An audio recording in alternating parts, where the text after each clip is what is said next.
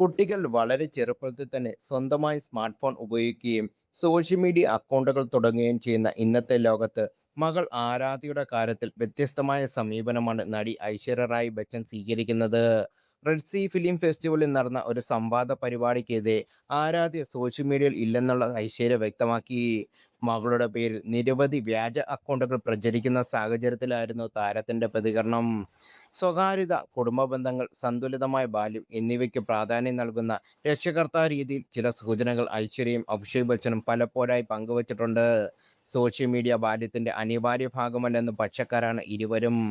ഐശ്വര്യയുടെ രക്ഷകർത്താത്തിൽ നിന്ന് മനസ്സിലാക്കുന്ന ഏറ്റവും വലിയ കാര്യം കുട്ടികളുടെ ബാല്യത്തിൽ തുടക്കം മുതൽ സോഷ്യൽ മീഡിയയുടെ സാന്നിധ്യം അനിവാര്യമല്ലത എന്നതാണ്.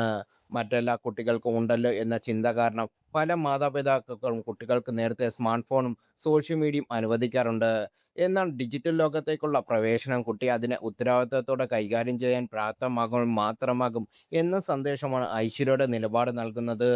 ഓൺലൈൻ ലോകത്തിലേക്ക് കടക്കുന്നതിന് മുമ്പ് കൂടുതൽ സമയം ലഭിക്കുന്നത് ലൈക്കുകളുടെയും കമൻറ്റുകളുടെയും താരതമ്യങ്ങളുടെയും സമ്മർദ്ദങ്ങളിൽ നിന്ന് അകന്ന് ആത്മവിശ്വാസവും മാനസിക കരുത്തും നടത്താൻ കുട്ടികളെ സഹായിക്കും. സ്ക്രീനുകൾക്കപ്പുറം ഒരു ലോകത്തുണ്ടെന്ന് മനസ്സിലാക്കാൻ സഹായിക്കും. കുട്ടികളെ സ്ക്രീനുകളിൽ നിന്ന് അകറ്റി നിർത്തുന്നത് സാങ്കേതികവിദ്യയെ നിയന്ത്രിക്കുന്നതിന് മാത്രം ഒതുങ്ങുന്നതല്ല, അവരുടെ വളർച്ചയ്ക്ക് ആവശ്യമായ മറ്റ് അനുഭവങ്ങൾക്കായി കൂടുതൽ ഇടം സൃഷ്ടിക്കുന്നതുമാണ്.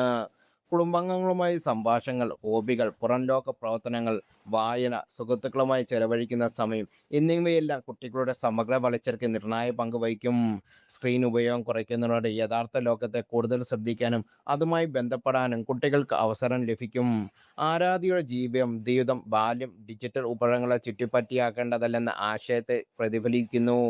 മകളെ വളർത്തുന്നതിൽ ഐശ്വര്യ വഹിക്കുന്ന സജീവ പങ്കിനെക്കുറിച്ച് അഭിഷേക് ബച്ചൻ മുമ്പ് പലവട്ടം സംസാരിച്ചു. രക്ഷകർത്താകൃത്വം ഇരുവർക്കും ഉത്തരവാദിത്തമാണെങ്കിലും മാതാപിതാക്കൾ കുട്ടികളുടെ ദൈനംദിന ജീവിതത്തിൽ അടുത്തിടപെടുമ്പോൾ അതിൻ്റെ ഗുണഫലങ്ങൾ ഏറെയായി ലഭിക്കും.